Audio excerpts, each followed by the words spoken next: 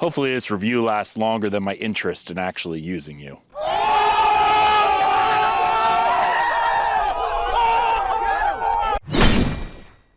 Welcome back, ladies and gentlemen. Today, I have the sx105v Longsword by Cloudhammer. Now, this sword was purchased from RVA Katana. I purchased this with my own money. So RVA is not a sponsor of this video, but RVA Katana is super cool if you haven't actually checked them out. They're a brick and mortar store in Virginia, and it's just neat to be able to go into an actual store and get to hold the different swords they have before you buy them. Getting able to actually hold the sword in your hand is probably one of the biggest factors on whether or not I'd want to buy something, because I'd be able to see how it feels in the hand prior to it arriving at my door, me unboxing it and going, wow, this is not a very good sword. Oh, this sucks. But at RVA Katana, you can actually handle the swords before you actually get a chance to purchase them. And it may actually save you the heartache of buying a sword that you wouldn't want. So Cloudhammer is a unique forge, not necessarily associated with RVA Katana, but RVA Katana does carry a lot of Cloudhammer products, including a couple of their European longswords that Cloudhammer has just started to push out fairly recently. They've done katanas for a while, and they're probably most well known for their use of shock steels and tool steels, and that's what this is. So the Cloudhammer sx105v refers to the type of steel that is used in it, which is sx105v. It's a Japanese tool steel. It's supposed to be very, very tough, very, very resilient. So that is its claim to fame, is the blade itself. Now, when I first started looking at this sword, my first thought from the way the geometry of the blade is that it was a type 18A, but the fuller is a bit too far up for an 18A, I think. So in all likelihood, this is probably just a diamond cross section with a fuller ground into it. If it had the proper hexagonal cross section, however, I'd say it's probably more akin to a 16A than an 18A. But regardless of which one it is, it does tend to fulfill that same type of cut and thrust style blade. One of the reasons why I thought it would have been more in the 18 is some of the hilt furniture itself. The type 16A was earlier in history, pretty much appeared and disappeared in the early 14th century. And it was probably one of my favorite profiles of swords. But this hilt furniture itself is much later in time period.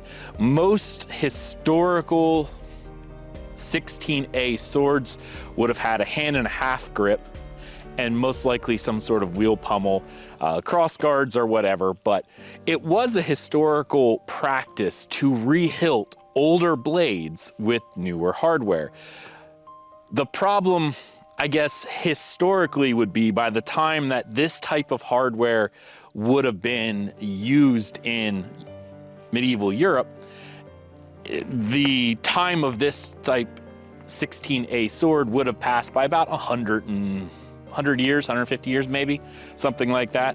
So it would have been unlikely, but not out of the realm of possibility. This sword is a very, very large sword, coming in at a total length of 51 inches. The blade itself is not overly long at 37.5 inches long, which is about what a longsword of later medieval period would have been. The handle, however, is where it adds a lot of extra length. This has a 13.5 inch handle if you go from the base of the crossguard to the very tip of the pommel, though naturally you probably couldn't use that last half inch or so because your hand would butt up against the end of the actual fishtail pommel. But it is still a very, very long grip, which seems to be something that more modern HEMA practitioners tend to like, myself included. The sword itself does seem very lively in the hand as well, coming in at 3 pounds and 6 ounces based on its length, that is fairly light for a longsword of this length, at least on the reproduction market. So it does feel very nice in the hand whenever you get to swing this thing around. Now, this sword on the RVA site came in at $475, which would put this at the very upper end of the budget category. So at $475, that's how I'm going to evaluate this particular sword. As we normally do, we're gonna start with the scabbard itself. The scabbard is pretty much run-of-the-mill what you would see from many of these Chinese factories. It has the same risers in pretty much the exact same place that all the other ones tend to have. If you've seen this scabbard once, you've seen it a bunch. So as you can see, all the same fittings, it looks very much alike. The one thing that is a little different is the chape. Now, the chape itself has a unique look to it, as you can see. It's got some interesting casting. You can definitely tell that this chape was a cast piece, and it's not particularly cleaned up. There's a lot of rough edges on it. Like, it looks very unpolished. Now, that might be your aesthetic, but generally speaking, it is a little odd that it isn't polished, at least in a modern context. The problem I see often with Chinese sword manufacturers is they either go really hard in one way or too hard on the other, meaning either they don't polish it all, so it looks almost fake, like it's made of pewter or something, though in reality I do believe it is stainless steel, it's a ferrous type material, or they go so mirror polish that it seems way too modern. There's no real happy middle ground between the two. It's one or the other in most of these Chinese studios. You're either getting an unpolished, pretty much right out of the mold type fittings, or they're gonna be so hyper polished you can see your face in them. The scabbard itself is wood core, which you may be able to see here, if I can get the thing to view correctly. That is one thing most Chinese studios are doing well now. They are doing solid wood core. It is stitched up the side. The stitching looks nice. The leather itself is pretty much the same quality leather that you see on almost all of these budget scabbards. It's nothing to write home about, but it's nothing to complain about either. The scabbard is a little thick. It's not as thick as some of the scabbards I've had, but it is a bit thick. Now, my climate is a little different. Where I'm from, the temperature tends to fluctuate wildly, and right now this thing is so loose in the scabbard, as you can see, I didn't even have to flip it all the way upside down to shake it. It falls out. Depending on whether or not the wood is going to, shrink or expand, that's gonna depend on the temperature outside, I think. But right now it is so loose, it's practically nothing in it. There's no retention whatsoever. And one thing that I noticed that Cloudhammer doesn't do that some of the other ones do is putting in that adhesive tape or that rubber that they put inside to aid in retention. Obviously, when other companies do that, it is ahistorical. It's not something that was normally done. Higher end scabbards may have a felt lining. These ones do not have any lining whatsoever. It's just interesting that they didn't do that. Now, going to the pommel itself, the pommel is an odd shape fishtail pommel. It's not, I'm not sure how I really want to describe this pommel. You can see it's peened. There is a peen at the end here, but it's very hard to get the peen very flush or flat just due to the shape of the fishtail pommel itself. Honestly, when you look at that peen, it actually almost looks like the head of a nail because of where it sits inside the actual pommel itself. Now, I have a love-hate relationship with fishtail pommels. There's pretty much only one type of fishtail pommel I really like, and it's one similar to the Castilian Horde, or like the Castilian from Albion, that shape, and ones that share that similar shape. Almost semi-scent stopper, but more rectangular, so they're easy for indexing. This one, while it does have a lot of dimension, these little wings of this pommel do taper down quite significantly. Most of the edges feel very, very sharp.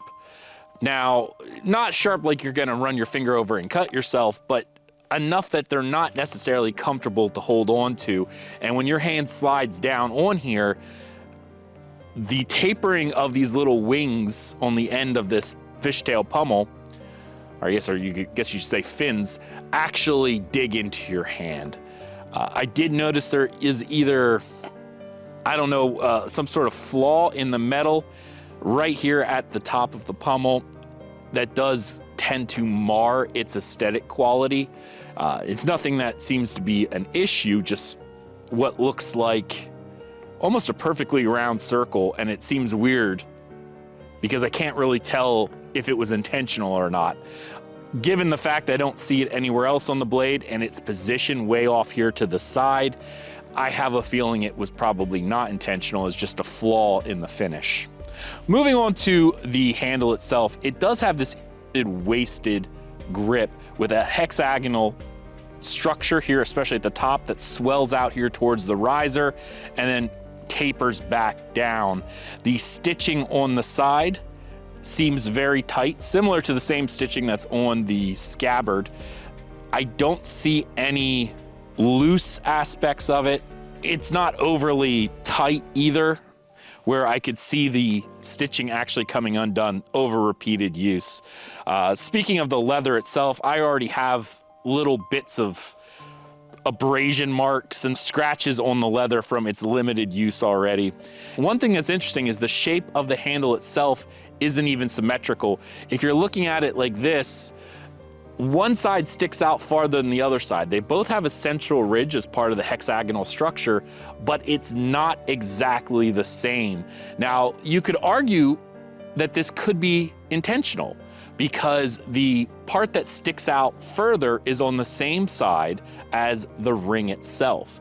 So if the ring is meant to guard your hand, as it is, the actual raised sections which stick out further on the ring side of the pommel fit nicely into the hand and could help you index which side of the sword you're actually holding without actually needing to look down, because you can feel which side of the handle is actually against your palm based on the asymmetry of the handle itself. So if that was done intentionally, I do like that. Some people may look at it and go, oh, that doesn't look right, because it is a little jarring when you see asymmetry. But in reality, because this is an asymmetrical crossguard, it would make sense that the handle would follow suit.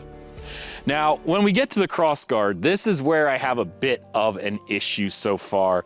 The crossguard has a single ring, and similar to the casting of the chape on the Scabbard itself, you can see it's rough. Some sections are smoothed out and polished, and some sections, such as inside here near the ring, are not, and they're very, very, very rough.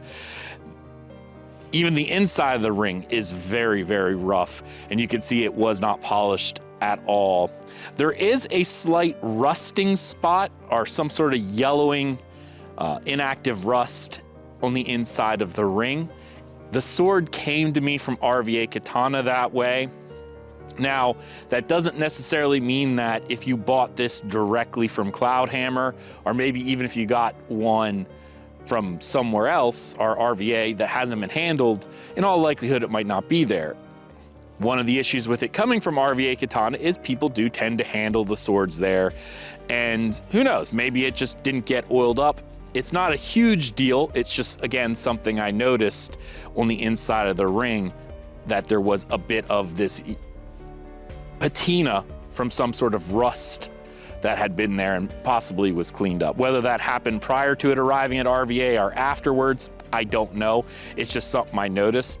And it doesn't necessarily mean that if you got one, you'd have that as well. So I'm not really gonna hold that against RVA or this sword in particular, but I will hold the rather uneven polishing against the sword itself. And you could actually even see the yellowing outside here, which makes me think that in all likelihood, it may have came directly to RVA from the factory that way, because they didn't clean up any of the casting. They might have sanded off some burrs, but that was about it. They definitely didn't polish it up. Another thing to note is this little section right here, this little triangular section. I'll flip to this side so you can see it a little better. If you practice Germanic style longsword and you like to thumb the grip, this makes it very uncomfortable. That point is very, very sharp. In fact, if I pushed hard enough, I could draw blood on it. It's sharp enough. It's very, very sharp. So that's one thing I don't really like. You could, of course, sand it down yourself if this is something that you like to do, but it is something to note that out of the box, the Crossguard has some very sharp aspects to it. Speaking of sharp aspects, these little cutouts, going back to the fact they did not clean this up, there's actually a burr on this one where if you look real close, it's actually catching on my glove. It's sharp enough that it catches on the glove. These little cutouts, which are meant to be decorative, are so sharp, they're probably a bit of a weapon in and of themselves. Unfortunately, the likelihood that they're going to be useful is not much. In fact, while cutting with this sword on multiple occasions, even now, you can probably hear it, it catches on my armor. It's not a very nice thing to have. I do not like that, and it's something I think Cloudhammer really does need to clean up, because these are uncomfortable. If you need to have them, they need to be sanded down. I personally would just get rid of them, but that's me. All right, let's talk about the blade itself, because again, this is the unique part of this sword for the SX105V, it using this Japanese tool steel. Now, it does have quite a bit of distal taper. Like I normally do, I take distal taper measurements here at the base, about the midway point, and somewhere about an inch from the tip itself on each one of these swords. Now at the base, we're looking at 5.9 millimeters. When you get to about the halfway point, it goes down to 4.6 and then rapidly starts tapering down here to the very tip at 1.9 millimeters here at the tip. The tip itself doesn't really have any type of reinforcement in it, which isn't uncommon for these types of swords. Mostly Chinese companies don't do any kind of tip reinforcement. It's not terribly thin, but it's not very, robust either. So if you're gonna do some thrusting, it probably doesn't want to be against too hard of a target, or else you may end up, snapping the tip off. But again, this is a tool steel, so it should be able to have a bit of that durability. So when I got this sword out of the box, if you've been following this channel for a while, you'll know I've actually cut with it a few times before. This isn't the first time, but I've actually recorded every single time I've cut with this sword. So I've never actually cut with this sword when it hasn't been for the channel itself.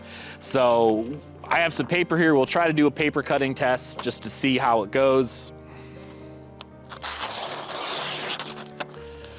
It seems to actually be fairly good in the paper cut. There's some minor tearing. Not down here, that was just when I pulled away, but you can actually see the fibers aren't overly clean. And again, that did okay. The tearing was just the weight of the paper. The actual cutting itself was pretty good. Again, not too bad.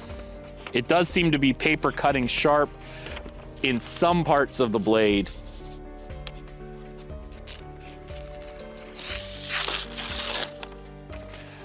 It started to cut and then kind of pushed the paper away, but it is at least sharp enough to bite into the paper, even if the cuts themselves are not overly clean. But let's go ahead to some of the cutting footage and see what else it can do on different types of targets.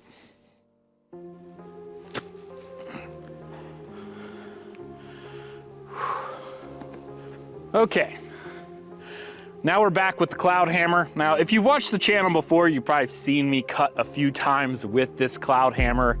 sx105v. So this isn't the first time I've cut with this one, but it's the first time I've ever cut tatami with it.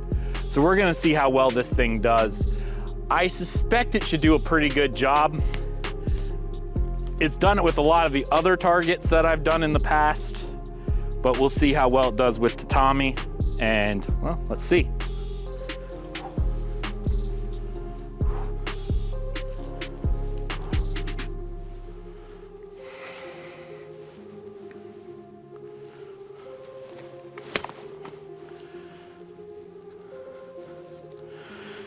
Well, it cut in pretty deep, only made it about halfway through the tatami. I'm gonna try to restake this just because it sort of knocked it off. There we go. All right, so it did make it about halfway through the tatami. It's a clean cut from what I see, but it didn't make it all the way through. Let's give that a shot again.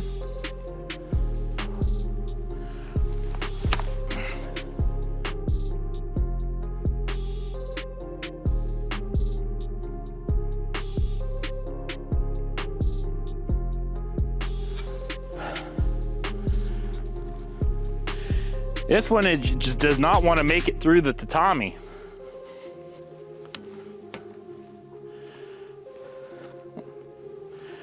Try from over here.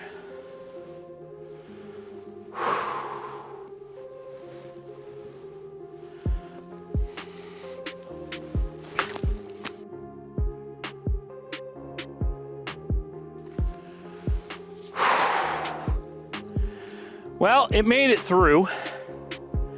I had to put a lot of muscle into it to make it through.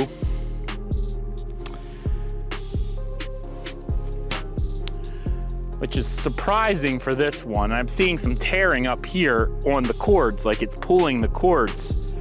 So, I'm not sure if the 105 is just not quite as sharp. I'll give another shot here.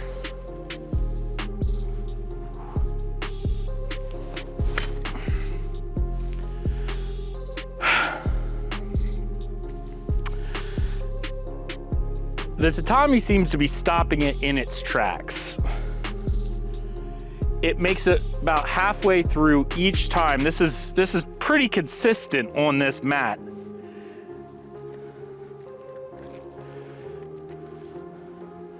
So I'm not really sure. The edge seems good. Like, even when I look at this one right here, this cut, I know it's gonna be kind of hard to see. Here, I'll try to turn it, maybe we'll zoom in. You'll see the edge angle is fine. It's going in, and actually, based on the edge angle, it should have carried all the way through, and it didn't. This tatami does not have any rod or anything in it, nothing like that, so I'm not really sure why it's stopping. And even the one good cut I did get with this one so far, I had to really muscle through it, so we'll see. All right.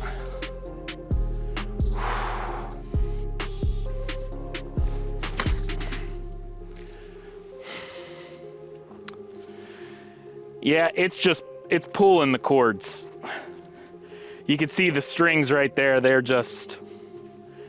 It's just pulling. It just does not have quite the edge that it probably should. I'm gonna try one more time on it just because I hate to waste the mat, but it's really not very good tatami cutter.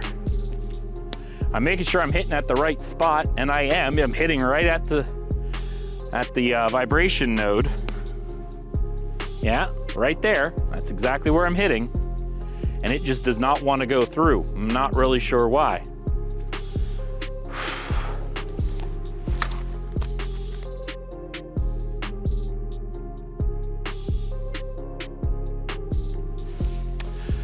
Okay, it made it through, but it is jagged. It is really jagged, and I had to really muscle through it to get it all the way through. I'm not sure if I'm feeling vibration in the handle or what, but it's not doing great, and it's not really fun to cut with at the moment.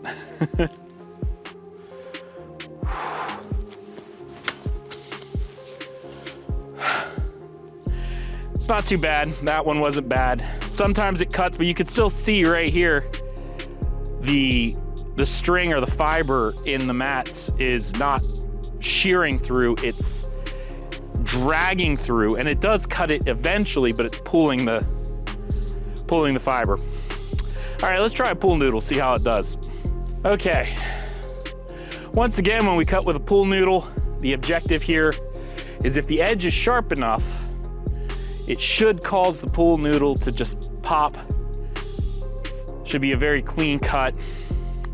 If your edge alignment's off at all, it will push the noodle around because they're so whippy, but we'll give it a shot. Let's see how it goes. I'm not overly excited to cut with this one based on how the other one cut, or rather how it did on tatami, but I guess we'll see.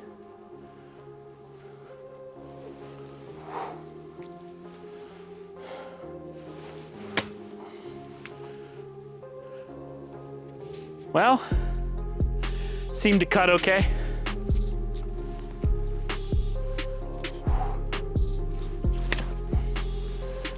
Now, push that noodle right out of the way, and it started to tear. I see this a lot when you cut noodles, especially going from like the overhand strikes, because it has a lot of gravity pushing down. So if you don't have a real rigid noodle, that tends to happen a lot. Upward strikes though, they work pretty well. Seems sharp enough to cut noodles at least.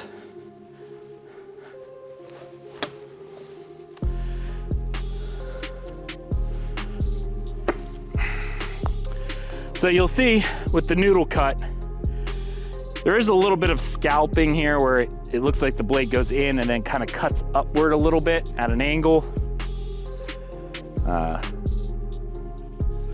Overall, I'm not real impressed.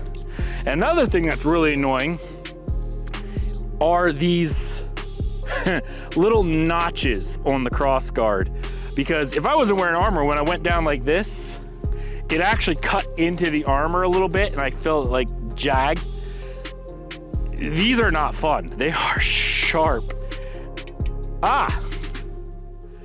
And wouldn't you know, the crossguard is loose already. Like, I'm gonna try to get closer, you can see this. You should be able to see that rolling. I don't know if you'll hear it, but you could probably definitely see it. The crossguard is completely loose now. Just after one tatami mat, few bottles from earlier cutting, and those noodles, this crossguard is already loose. We'll try some bottles, but we'll see how it goes from there. All right, so we have water bottles again set up for the Cloudhammer. So far, I have been thoroughly unimpressed with the cutting performance. And also the fact that, as I pointed out earlier, this crossguard is already loose after just one tatami. Given it was an older tatami, they are harder to cut through, and it is a little cold, so I would say it's a hard target, but it's definitely a medium target.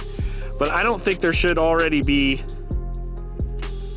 an insanely loose crossguard after one tatami and a few bottles. Or I had a few bottles earlier, so we're gonna cut a few more. We'll see how it does, but again, here we are.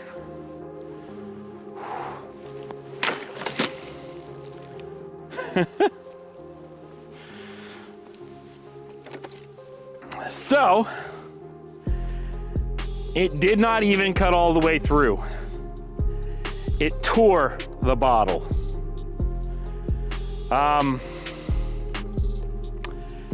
That's disappointing. That's real disappointing. Here, we'll try another one.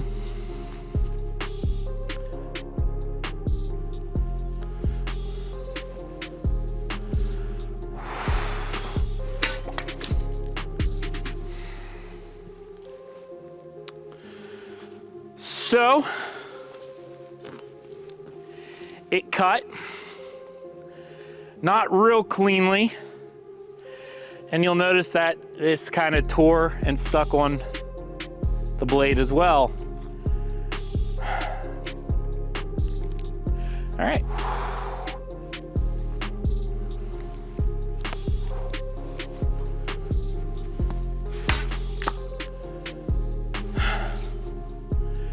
That one was better.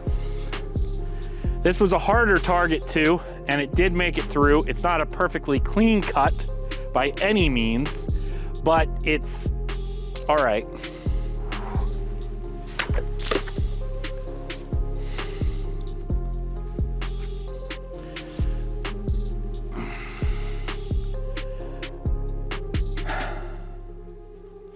I'm not really sure what else to say about it. You'll see it push the plastic again. The edge has dulled fairly significantly already. There's no damage to the blade. The blade seems fine, but the sharpness just isn't really there. Not anymore, at least. It seems to have dulled very, very quickly after just a single mat and a few water bottles.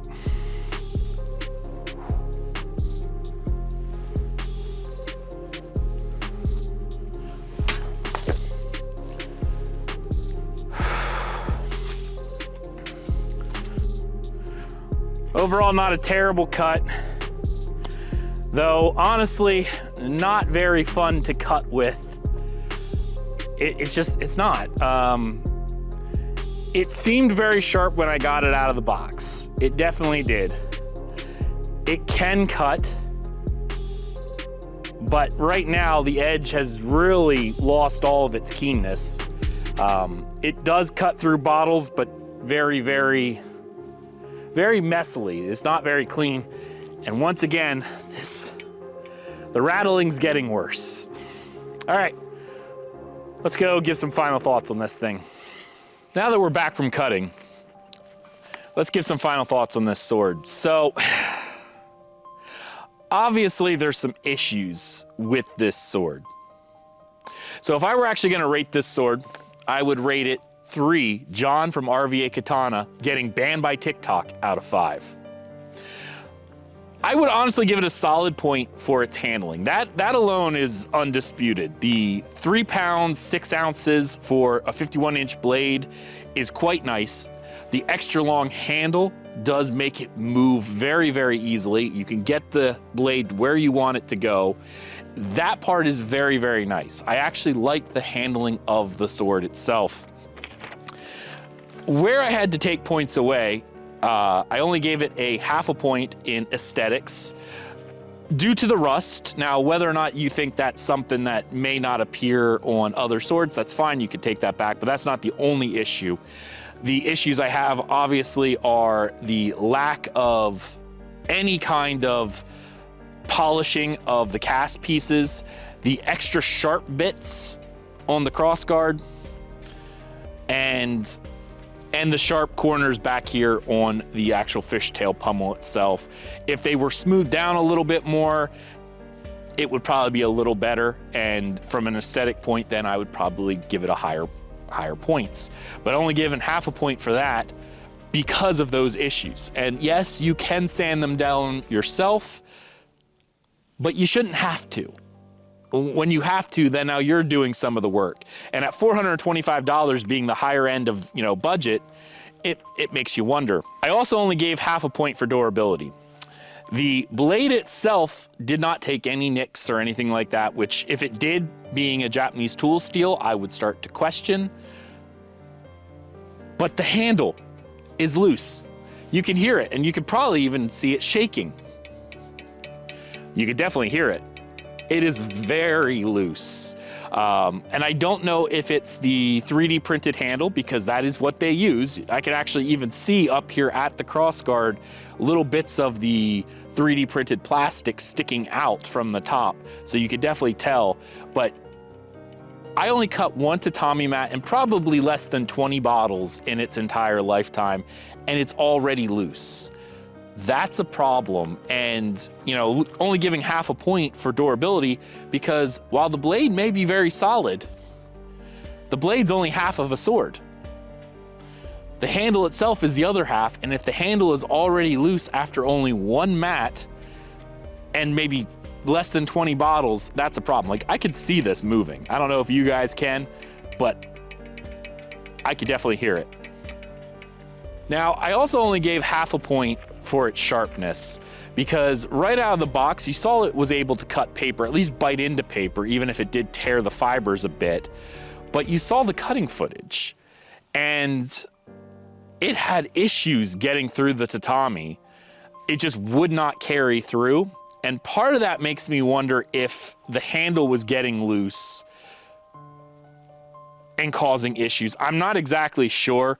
I cut multiple targets the day I recorded that footage for 4 different swords. And part of me went, well, maybe I was getting tired. This was actually the second sword I cut with.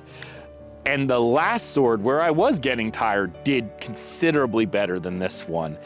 The bottles themselves look like they were smashed rather than cut through.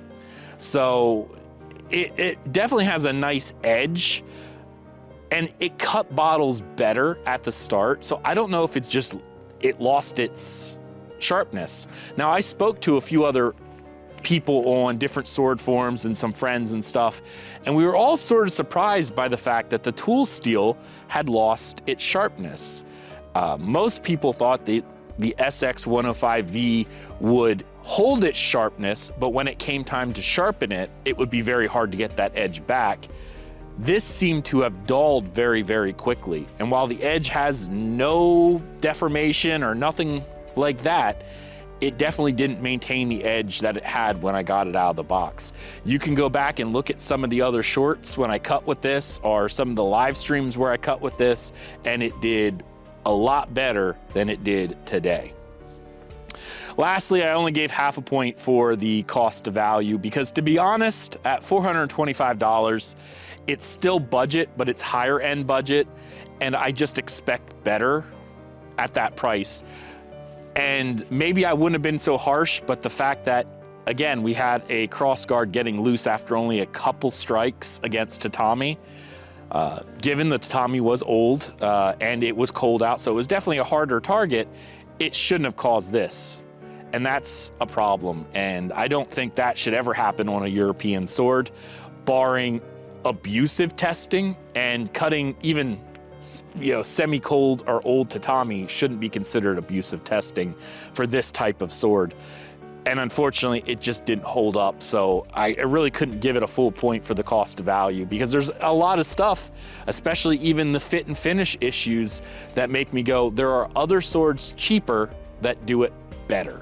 So, you know, other than the handling, which does feel nice in the hand, the rest of the sword left me thoroughly unimpressed.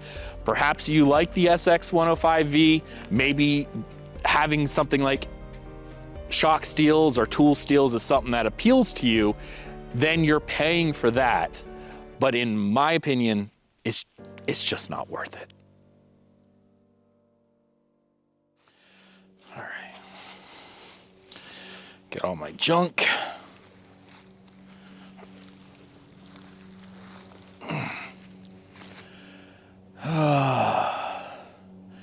Really don't like that sun there, but what am I supposed to do? And now it's too high up.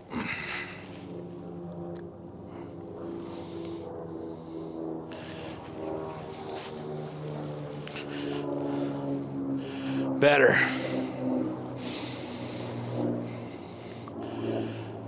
All right.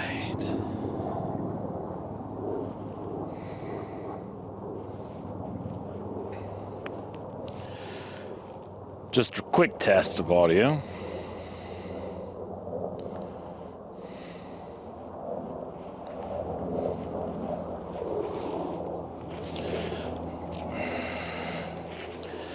Have my sword. Have my notes.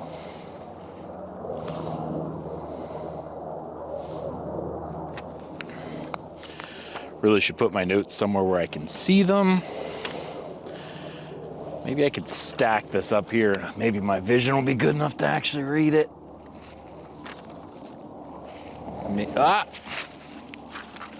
Stay. Don't fall over. All right.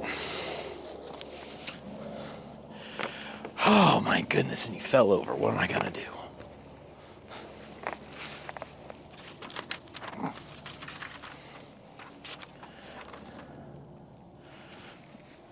Maybe. Now my other one just goes flying away. All right. I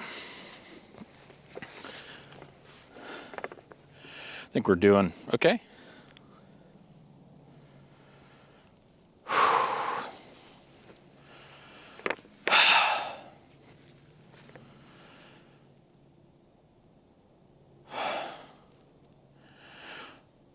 Hopefully this review lasts longer than my interest in actually using you.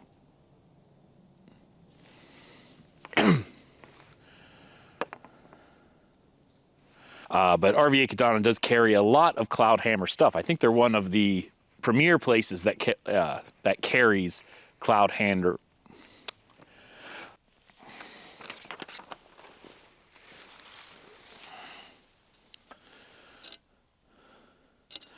Oh my goodness.